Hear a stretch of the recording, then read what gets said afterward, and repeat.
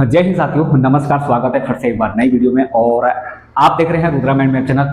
मेरे भाई, यहाँ पर जो है अभी नॉर्दर्न रेलवे में स्टेशन मास्टर और जो है आपका नॉर्दर्न रेलवे में एक स्टेशन मास्टर और एक आपका ट्रेन मैनेजर, इन दोनों के अभी एग्जाम हुए हैं। स्टेशन मास्टर का एक 16 तारीख को हुआ था और एक आपका 19 तारीख को।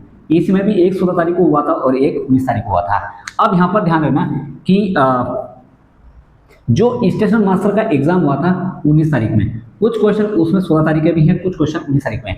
लेकिन हाँ, मैं आप लोगों को बता देता हूं कि ज्यादातर जो क्वेश्चन जो यहाँ पर गलत हुए थे, जो 19 तारीख में स्टेशन मास्टर का एग्जाम हुआ था, वहां पर जो है वो लगभग जो है वो 9 क्वेश्चन जो है वो क्या हुए हैं, गलत हुए हैं। अब ये 9 क्वेश्चन पता मैंने क्या कौन से उठाए हैं? ये मैंने वो उठाए हैं जो सीधा आपको मैं ऑब्जेक्शन के लिए डालूंगा। अब ऑब्जेक्शन के लिए क्यों डालूंगा? क्योंकि इसका मेरे पास सटीक जो है वो प्रमाण है। आंसर जो है आरआरसी ने, जैसे सपोज दैट ये 4 आपके ऑप्शन है, ये 4 आपके ऑप्शन है। अब आरआरसी ने माना है यहां पर, ये है आपका आरआरसी का आंसर, जबकि राइट आंसर जो है वो क्या है, बी है। और यही जो है वो आपका भी आंसर है। तो भाई जाहिर सी बात है, ये नंबर आपको मिलना चाहिए कि नहीं मिलना चाहिए। अब यहां पर थोड़ा सा दिक्कत क्या है कि ये मैंने जो 9 क्वेश्चन लिए हैं ना मेरे भाई, ये स्टेशन मास्टर के, ठीक है, ट्रेन मैनेजर के तो देखो ज्यादातर गलत क्वेश्चन नहीं है, और इक्का दुक्का अगर गलत भी हैं तो भाई देखो 4 सेट हैं, तो मेरे लिए भी थोड़ा सा मुश्किल था ढूंढना, क्योंकि और चीज़ों में भी थोड़ा सा मैं बिजी रहता हूँ, है ना। और अभी 2 दिन से जो है आप देख रहे होंगे ये जबड़ा जो है वो पूरा सूजा हुआ है, तो दवाई खा के मतलब जैसे तैसे करके थोड़ा सा दर्द को ठंडा करके फिर मैं ये वीडियो बना पा रहा हूँ। थोड़ा सा मुश्किल है, लेकिन फिर भी क्योंकि मुझे पर्सनली बहुत मैसेज आ रहे थे कि सर इसका आंसर क्या होगा, ऑब्जेक्शन कैसे लगाएं, है ना। तो आज मैंने जो है ना पूरा सुबह से लेकर शाम तक, मतलब ये मान के चलिए सिर्फ जो है वो 9 क्वेश्चन को ढूंढने में लगा दिया। क्योंकि अब आप बताइए कि अगर आप ऑब्जेक्शन लगाओगे तो कहीं ना कहीं आपके पास सटीक और प्रमाणित चीजें होनी चाहिए। अब वो क्या है कि आप सभी लोगों को पता है कि भाई या तो आपको G&SR से आपको देखना पड़ेगा, है ना, या आपकी जो वर्किंग मैनुअल है ना, ब्लॉक जो आपकी वर्किंग मैनुअल है उससे आपको देखना पड़ेगा, या आपकी जो ऑपरेटिंग मैनुअल है उससे देखना पड़ेगा, या आपको एक्सीडेंट का कोई क्वेश्चन है तो एक्सीडेंट मैनुअल से देखना पड़ेगा। ये चारों किताबें हैं, ये चारों किताबें ही आपके जो सोर्स हैं वो होंगे। यहीं से ही सारी चीजें आपको ऑब्जेक्शन के लिए डालनी है। अब कैसे डालनी है ये मैं आपको बताऊंगा। पहली चीज तो ये है कि ये जो 9 क्वेश्चन है ये मैंने सेट कर दिए हैं। सेट कैसे किए हैं कि भाई यहाँ पर तो मैंने लिख दिया है रूल, किताब का रूल यहाँ पर, और इसके नीचे मैंने जो है वो क्वेश्चन डाला है। तो ये हमारा, जब भी आप ऑब्जेक्शन डालोगे तो यहाँ पर इस तरीके से इस फॉर्मेट है। जब भी एग्जामिनर आरआरसी इस चीज को देखेगा कि भाई रूल नंबर इसमें इस क्वेश्चन का आंसर ये है, तो और उन्होंने आंसर अगर बी लगाया है और राइट आंसर अगर सी है, तो भाई आपको वो नंबर मिलना चाहिए।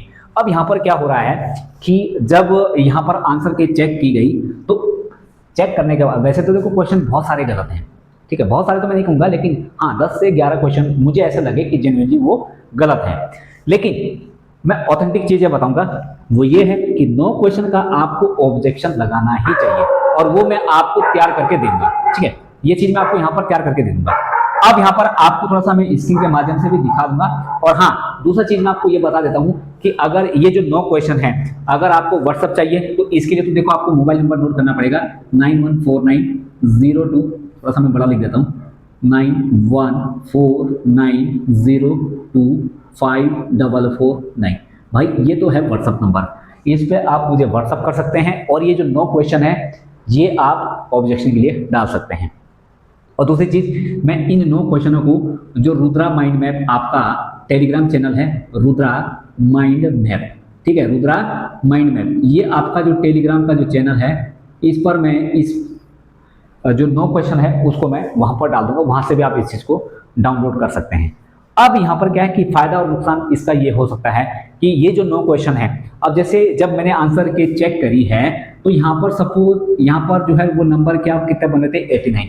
अब 89 में ये जो 9 क्वेश्चन है ये क्या हो रखे थे, आउट, क्योंकि आरआरसी ने आंसर क्या माना है, गलत, जबकि ये 9 के 9 सही हो रहे हैं। ये क्या है, 9 के 9 सही हो रहे हैं, क्योंकि जब यहाँ किताबों में, चारों किताबों में चेक किया गया तो ये 9 के क्वेश्चन, जो 9 क्वेश्चन और किए थे, इनको आरआरसी ने गलत माना है, जबकि हमारे अकॉर्डिंग ये सही है। तो अब अगर इसके अकॉर्डिंग देखा जाए तो यहाँ पर जो है वो 98 नंबर यहाँ पर बन रहे हैं। और बहुत सारे ऐसे स्टूडेंट हैं बहुत सारे ऐसे मेरे साथी हैं जो हमसे पढ़ रहे थे, रुद्रा माइंड मैप चैनल से पढ़ रहे थे और उनके मुझे पर्सनली कॉल आए हैं। तो जैसे एक अंबाला डिवीजन से भी एक भाई थे, प्रदीप भाई, तो उनके यहाँ पर लगभग जो है वो 83 प्लस क्वेश्चन ऐसे हैं जो एग्जैक्ट राइट बन रहे हैं। तो बहुत अच्छे नंबर हैं मेरे भाई, ध्यान रखना, आपको टेंशन लेने की जरूरत है, सिलेक्शन यहाँ पर पक्का है। मुरादाबाद डिवीजन की मैं बात करूँ तो एक भाई है, वो भी अभी चंदौसी में जब एग्जाम हुआ था तो वहाँ पर भी मुलाकात हुई थी, उनके भी 75 एबव यहाँ पर बन रहे हैं। एक यहाँ पर मेरे साथी है ना, राजेंद्र मीणा एसटी में है, लेकिन उन्होंने भी अच्छे से चीज़ों को पढ़ा था, तो 70 प्लस उनके भी यहाँ पर नंबर बन रहे हैं एग्जैक्ट, एकदम बिल्कुल श्योर। अब अगर ये जो ऑब्जेक्शन अगर लगाते हैं तो उसमें भी नंबर बढ़ने की यहाँ पर संभावना है। अब आप देख सकते हैं कि अगर ये वाला जो नंबर है ना, आपने अगर अच्छे से पढ़ा है तो इतने नंबर आपके जेन्युइनली बने हैं, क्योंकि आपने चीज़ों को समझा है, कॉन्सेप्ट आपके क्लियर थे, इसलिए इतने नंबर आप आए हैं। और जिन लोगों के थोड़े से कम नंबर है, आप थोड़ा सा ध्यान देना, ये जो 9 क्वेश्चन मैं आपको प्रोवाइड कराऊंगा, अभी मैं बताऊंगा इसमें कि कैसे कैसे इसमें क्वेश्चन पूछे गए हैं, कौन सा आंसर होगा। तो ये 9 नंबर अगर आरआरसी चाहे तो ये 9 नंबर आपके बढ़ सकते हैं, अगर आपने उस चीज़ को सही किया होगा। दूसरा चीज़ है कि हो सकता है आरआरसी इसको डिलीट कर दे, अगर डिलीट करेंगे तो सबके लिए डिलीट करेंगे, बढ़ाएंगे तो हो सकता है ये उनके ही बढ़े जिन लोगों ने इसको सॉल्व किया था। आई बात समझ में? चलिए आगे बढ़ते हैं। अब यहां पर देखो, यहां पर पहला क्वेश्चन आपके स्क्रीन पर क्या है, मैं थोड़ा सा आपको क्वेश्चन बता देता हूं। एक है क्वेश्चन नंबर 43।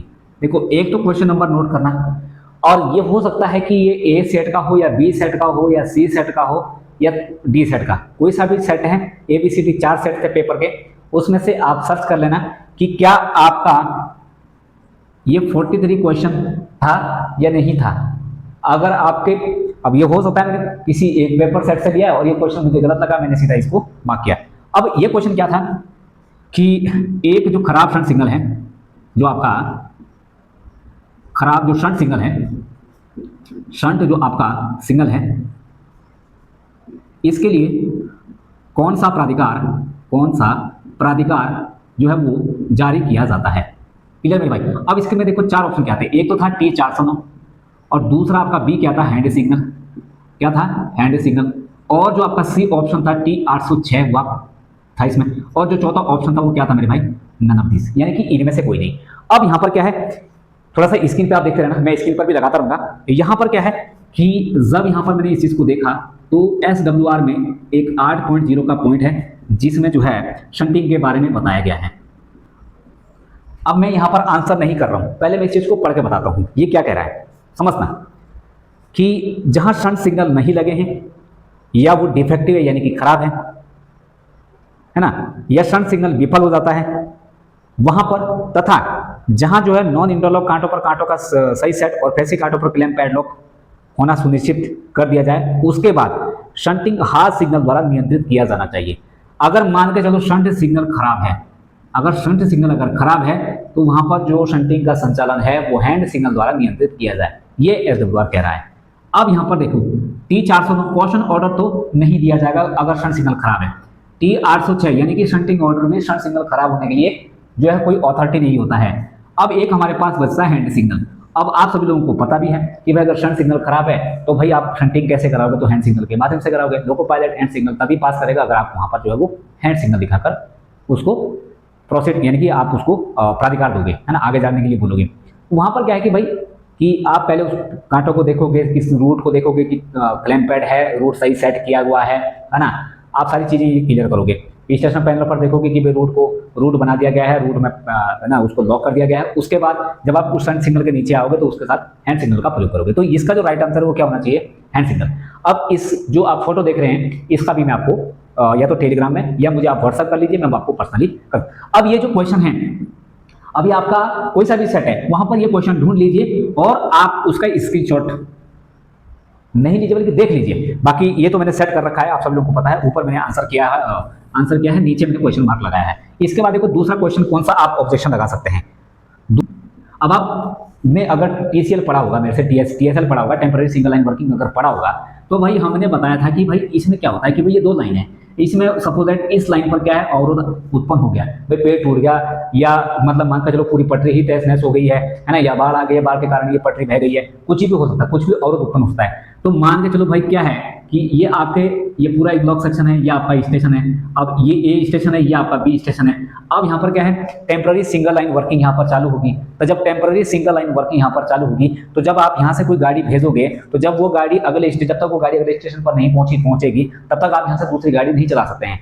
ये कुछ इंस्ट्रूमेंट अगर आपने देखे होंगे डबल लाइन पर, जो एसजीई टाइप के जो इंस्ट्रूमेंट होते हैं, तो भाई इसको आप जो है ना ट्यूबवेल पर ही इसको रखना पड़ता है, यानी कि आप इसको लाइन क्लोज पर नहीं रख सकते हैं, है ना। बहुत सारे इसके कुछ फंक्शन है, खैर वो चीज बताने का नहीं है समय अभी, मैं आपको बता देता हूं कि यहाँ पर देखिए, अब इसको देखो, ये ऑथेंटिक, इसका जो प्रमाणित है वो क्या है कि जब आप यहाँ पर जो है ब्लॉक वर्किंग, कौन सी है, ब्लॉक वर्किंग जो मैनुअल आपकी बुक है, ब्लॉक वर्किंग जो मैनुअल बुक है, इसमें आप देखना 1000 यानी कि 10,006 मैं इसको कह सकता हूं 10006, इस पॉइंट में आपका ये दिया हुआ है कि सेक्शन के जिस भाग में इकाई लाइन संचालन चालू किया गया है, वहां के सभी स्टेशनों पर बाधित और बाधा रहित दोनों लाइनों से संबंधित ब्लॉक यंत्रों के कम्यूटर इकाई सिंगल लाइन जारी करने की पूरी अवधि के दौरान गाड़ी लाइन पर स्थिति में रखे गए थे। गाड़ी लाइन पर कह रहा है, देखो गाड़ी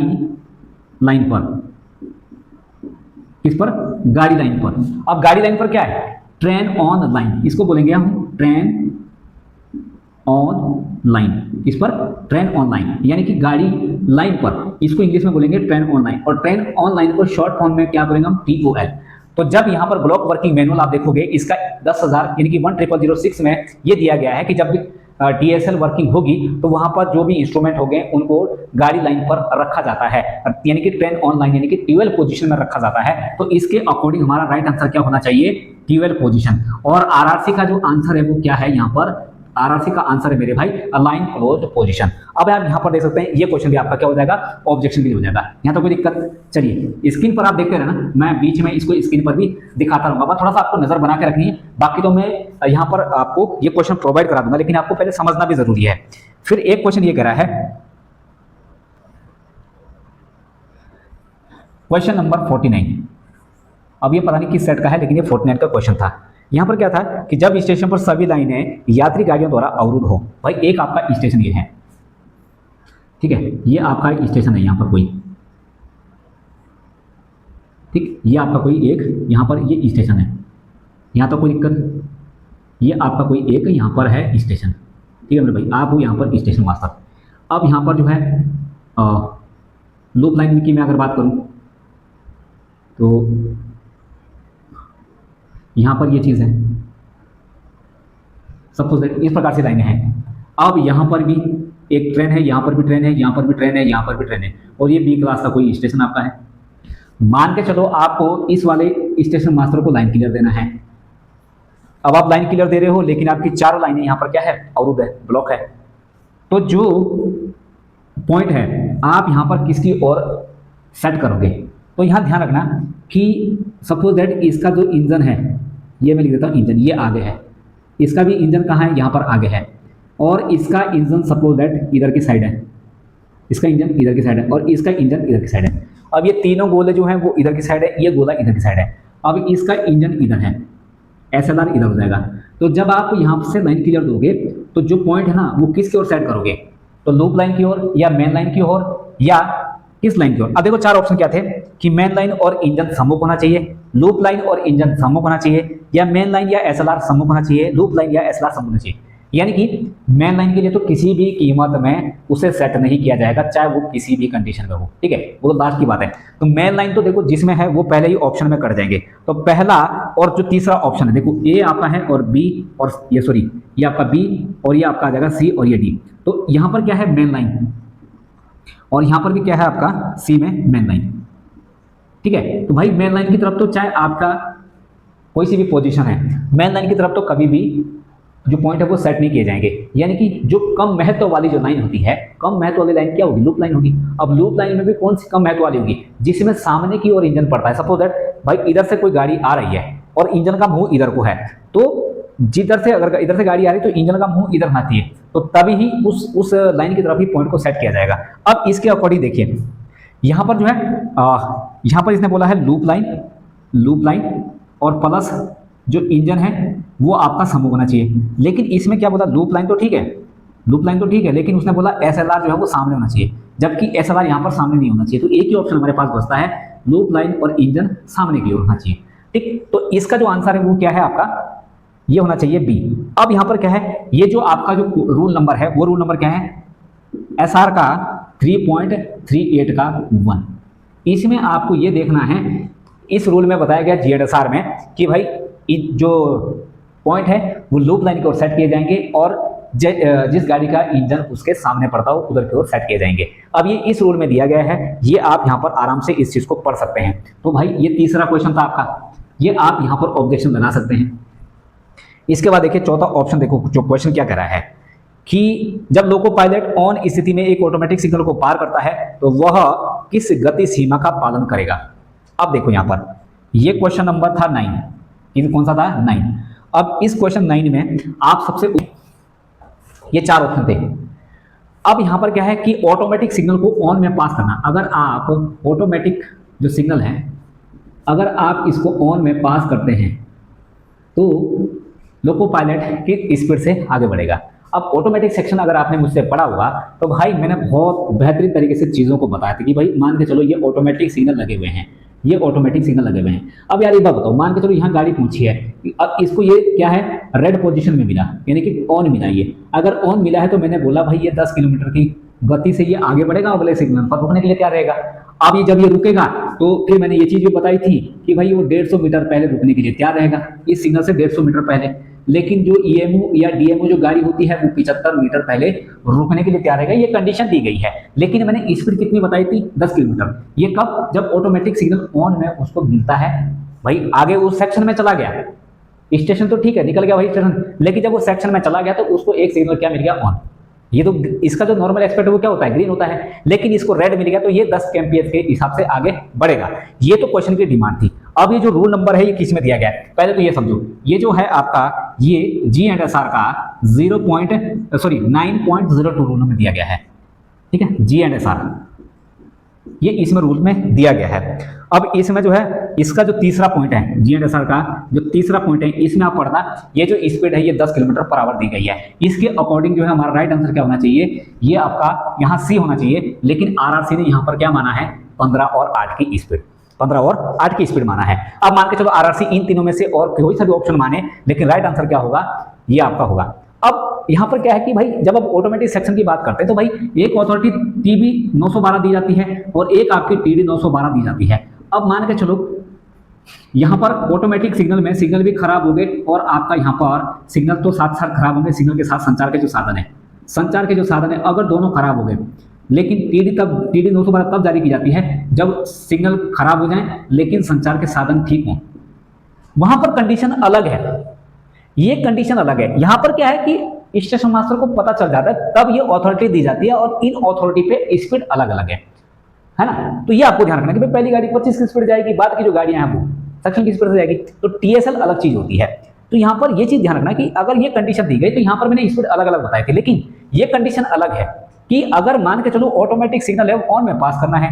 अब एक बात बताओ, ऑन में अगर पास करोगे तो भाई बीच में कहीं फंस के मिल गए, अगर ऐसी सिचुएशन आती है तो 10 किलोमीटर आपका राइट आंसर हो जाएगा। ये रूल नंबर बताता है 9.0। क्वेश्चन क्या कह रहा है, रात के दौरान ट्रैक पर अवरोध की स्थिति में गार्ड को हैंड सिग्नल में कौन सा सिग्नल प्रदर्शित करना चाहिए। 4 ऑप्शन थे।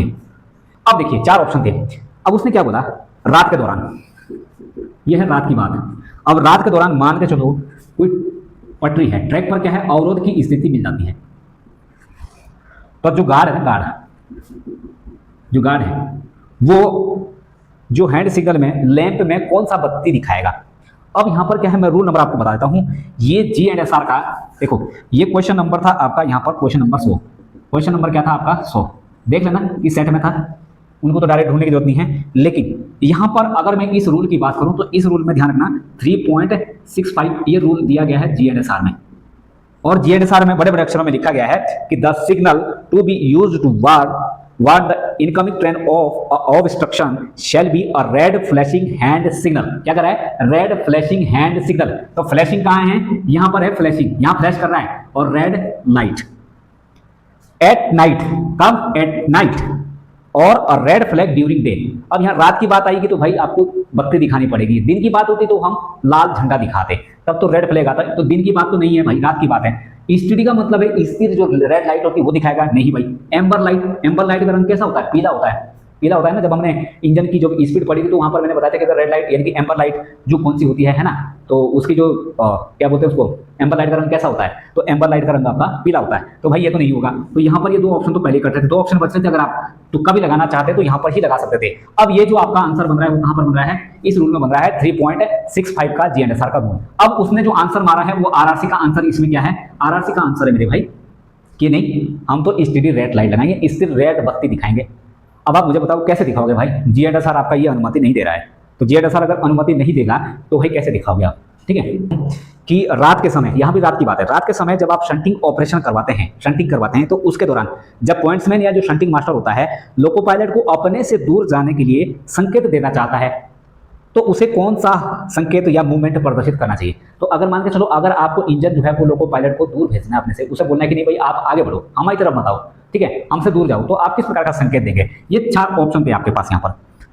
इसमें जो राइट आंसर है वो क्या है ये तो बाद में बात करेंगे, लेकिन इसका जो आपका जी एंड एस आर है, जी एंड आपका जो एस आर है, तो जी एंड एस आर का रूल ये कहता है 3.56 यहां से इसका आंसर राइट निकल कर आएगा।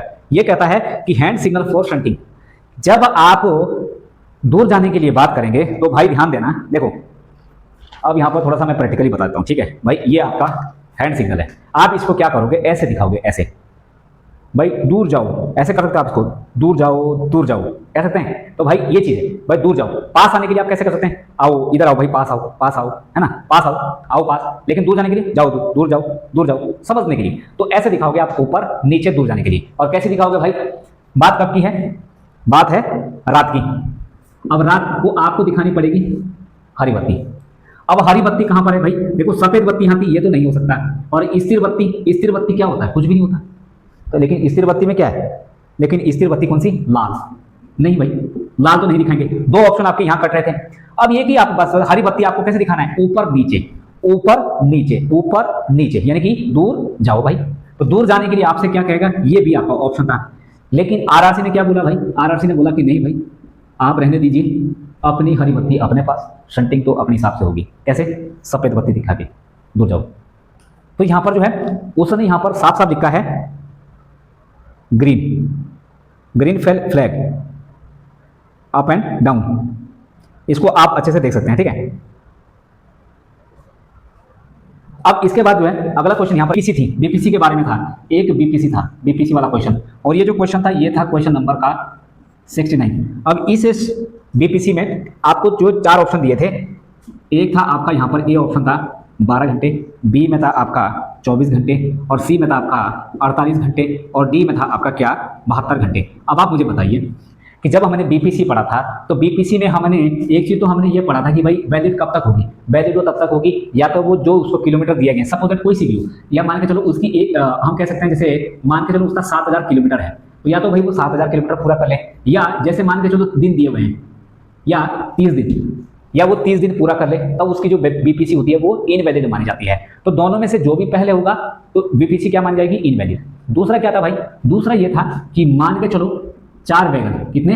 4 वैगन या इससे अधिक वैगन की अगर अदला बदली की जाए, यानी कि हम कह सकते हैं इसको जोड़ना या काटना, है ना, अगर आप इसको अटैच करते हो या डिटैच करते हो 4 वैगन या 4 वैगन से अधिक, तो उस दौरान भी जो वो बीपीसी होगी वो इनवैलिड मानी जाएगी। इनवैलिड का भी मैंने कॉन्सेप्ट बताया था। फिर तीसरा मैंने पॉइंट बताया था यहाँ पर कि मान के चलो अगर 24 घंटे से अधिक जो है वो आपके यार्ड में या स्टेशन पर स्टेबल रहती है तो भी उसकी बीपीसी जो है वो इनवैलिड मानी जाएगी, यानी कि वो इनवैलिड हो जाएगी। तो यहाँ पर 24 आवर्स था।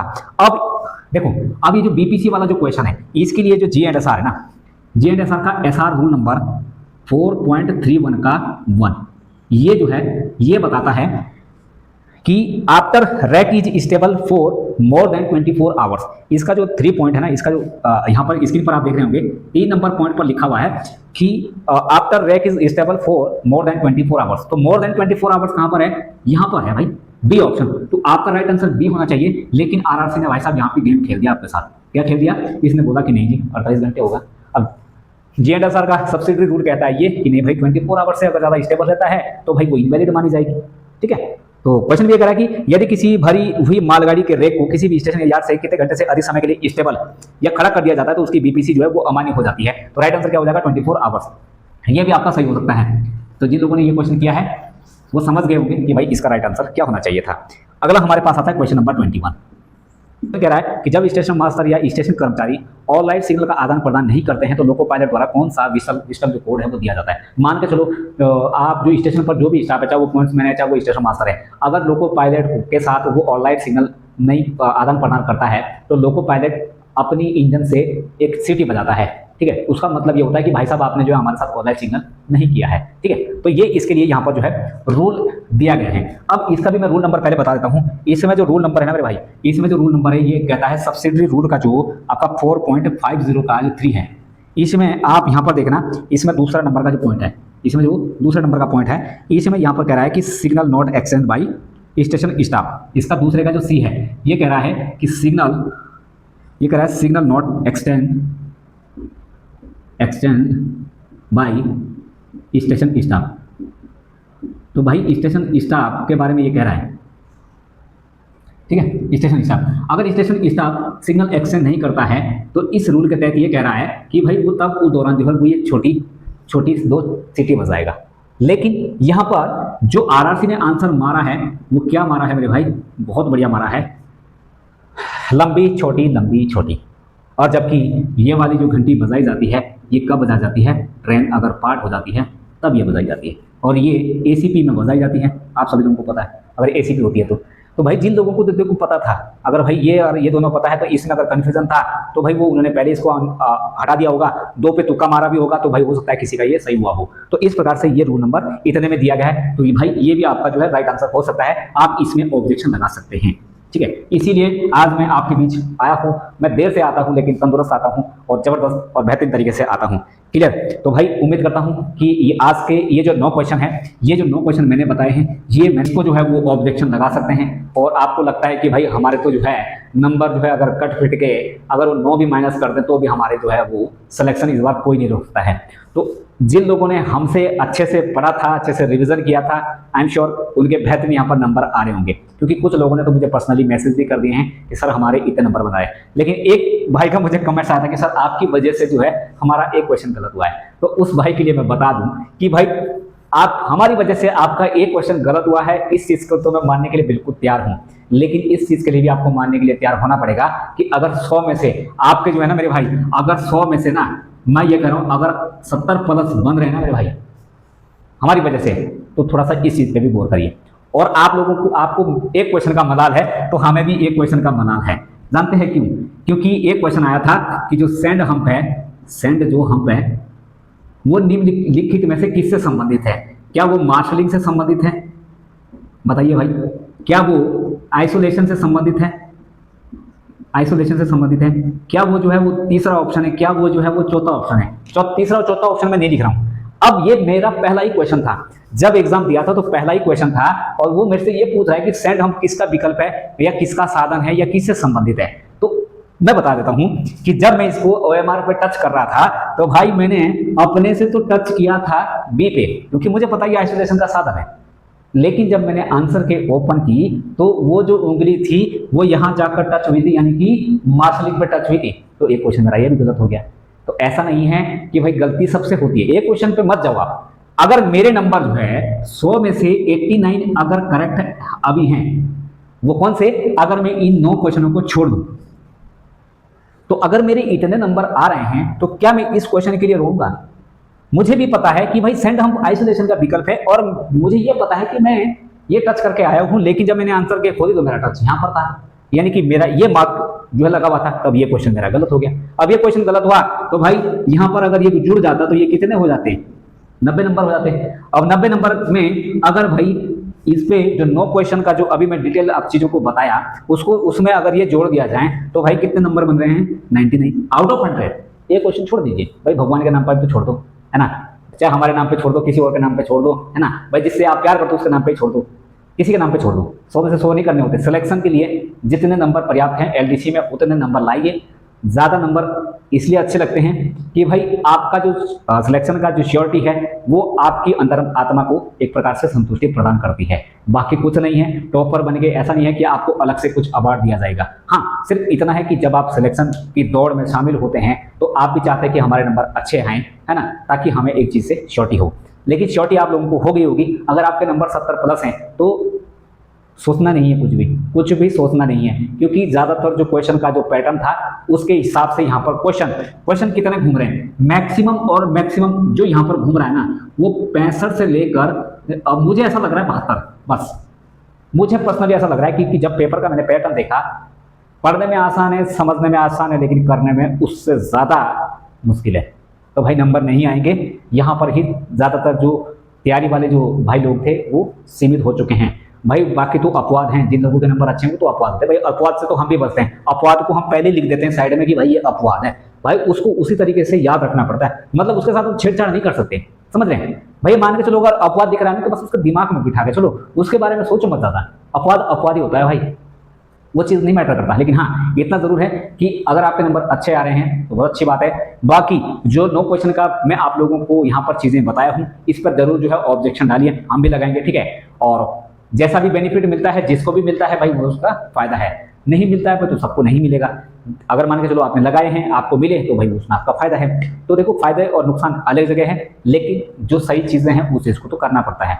तो ऑब्जेक्शन लगाइए, अगर उन्होंने मौका दिया है लगाइए, उन्हें बताइए कि इस रोल में ये चीज़ दी गई है, आपने आंसर गलत लगाया है और हमारा सही है, हमें इस चीज़ का, हम हैं इस चीज़ के हकदार, तो हमें हमारा नंबर दीजिए ताकि हम भी इस सिलेक्शन की दौड़ में बहुत अच्छे तरीके से साइको तक पहुंच सकें। तो जिन लोगों के अच्छे नंबर है साइको के लिए आप तैयारी करते रहिए, आपको साइको के लिए भी मेरी तरफ से अग्रिम शुभकामनाएं हैं। और साथ ही साथ मैं आप लोगों को थोड़ा सा बता देता हूं कि जो सिलेक्शन सीरीज स्टेशन मास्टर की थी, देखो वो भी जारी रहेगी, लेकिन बीच में कभी कभार मैं बीच में वीडियो 1 या 2 दिन में नहीं डाल पाता हूं, तो समझ जाइए, या तो थोड़ा सा बिजी शेड्यूल है, क्योंकि ड्यूटी के साथ साथ जो है बहुत सारी चीज़ें मैनेज करना अपने आप में थोड़ा सा टफ है, आप सभी लोग जानते हैं। लेकिन हाँ, फिर भी मैं आप लोगों के लिए बहुत कोशिश और मेहनत कर रहा हूँ, ताकि जो भाई CCTC की तैयारी कर रहे हैं उनके लिए अब जो है वो गोल्डन अपॉर्चुनिटी है।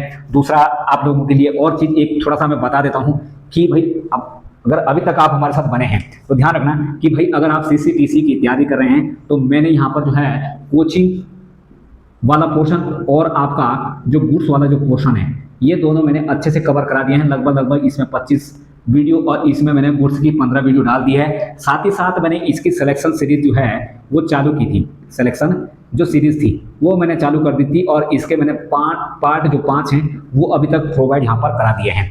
तो जिन भी भाई लोगों का अभी CCTC का एग्जाम होना है या अभी डेट आ चुकी है, उनके लिए ध्यान रखना, जो चीज़ CCTC में कॉमर्शियल में बचा हुआ पोर्शन है वो मैं आप लोगों को बीच बीच में डालता रहूँगा, आप लोगों को प्रोवाइड कराता रहूँगा।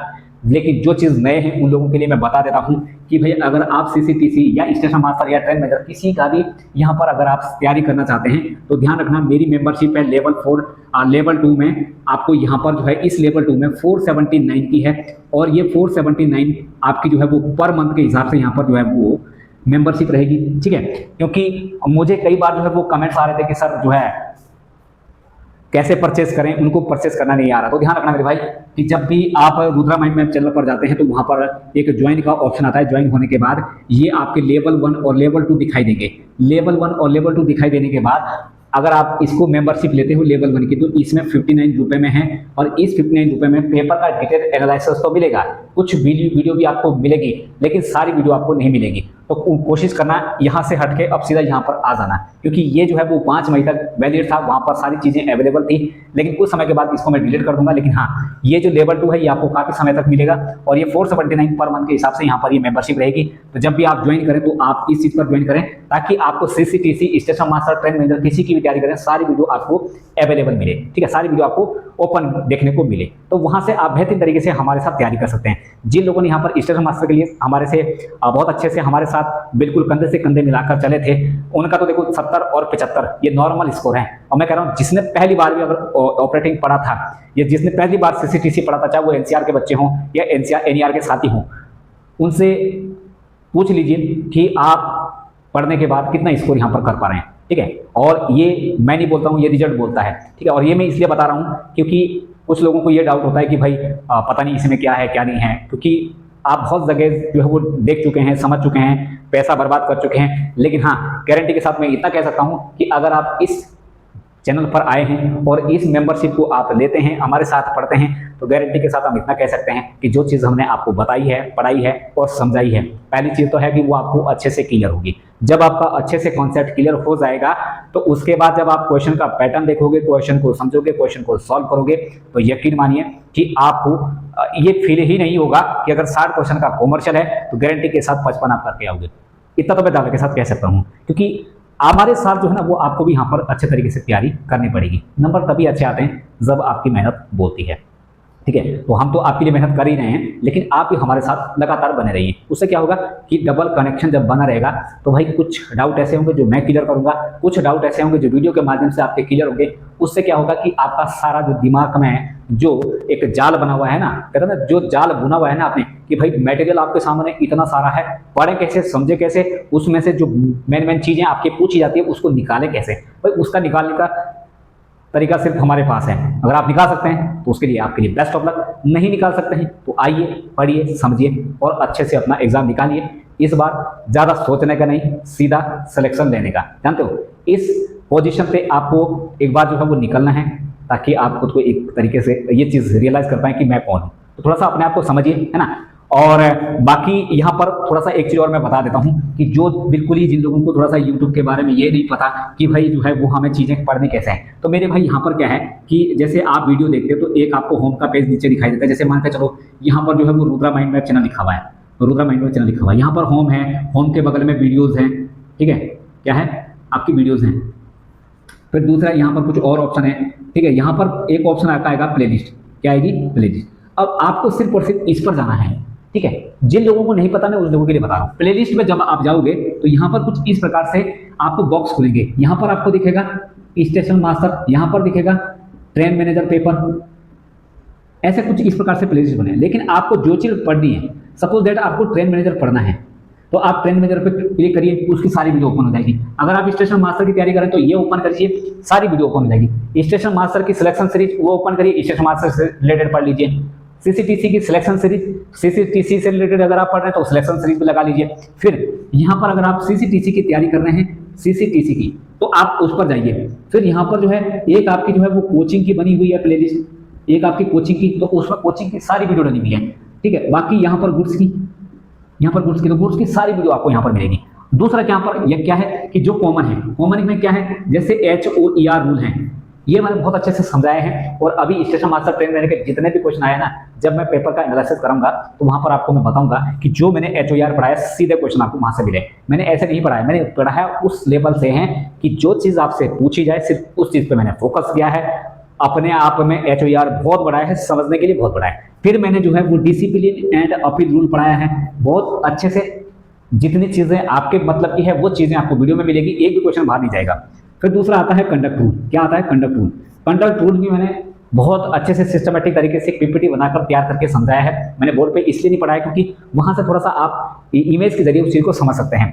फिर इसके बाद आपका आता है पास पीटीओ रूल, है ना। पास मैंने बहुत अच्छे से समझाया, एक ही वीडियो बनाई है पास पर, सारी वीडियो उसी में खत्म, ठीक है, सारे पास उसमें खत्म। इसके बाद हमारे पास बचता है लीव, ये है आपका इस्टेब्लिशमेंट वाला पोर्शन। अब एक भाई का मुझे अगला डिवीजन से कमेंट्स आ रहा है कि सर जो है हमारे जो सिलेबस है उसमें जो इस्टेब्लिशमेंट रूल है, HOER है, पास रूल है, वो आपने पढ़ाया नहीं। अरे भाई आप प्लेलिस्ट में जाओ, वहां पर ढूंढो इस्टेब्लिशमेंट रूल, ये इसमें खोलोगे, सारी वीडियो खोलेगी, पढ़ो समझो, इस चीज को देखो तो सही। एक बार आप अंदर जाओ, प्लेलिस्ट में खोल कर देखो, पढ़ो समझो, तब उसके बाद मुझे बताना कि सर सिलेबस नहीं पढ़ाया है। हाँ, जैसे वेस्टर्न रेलवे की अगर मैं बात करूं, बाकी साउथ रेलवे की बात करूं, तो कुछ टॉपिक स्टेशन मास्टर में ऐसे हैं जो सीधे सीधे जो आपका जो आपकी यानी कि जो यानी कि सर वर्किंग मैनुअल है वहां से वो चीज़ पूछी गई है, तो उनके मैं अलग से टॉपिक आपको कवर करा दूंगा। बाकी मुझे कमेंट्स में थोड़ा सा ये बताएं या मुझे पर्सनली व्हाट्सअप करें, नंबर मैंने यहाँ पर दे रखा है कि सर ये टॉपिक कवर करा दीजिए। जैसा मुझे आज एक भाई का कमेंट्स आता है कि सर IBS कंप्लीट करा दीजिए, और जो आपके स्टेशन पर जो सिग्नल होते हैं अगर वो खराब हो जाते हैं तो उनकी पोजीशन के बारे में थोड़ा सा बता दीजिए। हाँ, उस तरीके से मैं आपको वीडियो आपको प्रोवाइड यहाँ पर करा दूंगा। तो अगर डिफरेंट कोई टॉपिक है तो मैं आपको बताने की कोशिश यहाँ पर जरूर करूँगा। बाकी आज के लिए इतना ही, और मिलते हैं नेक्स्ट वीडियो में, तब तक के लिए धन्यवाद, जय हिंद।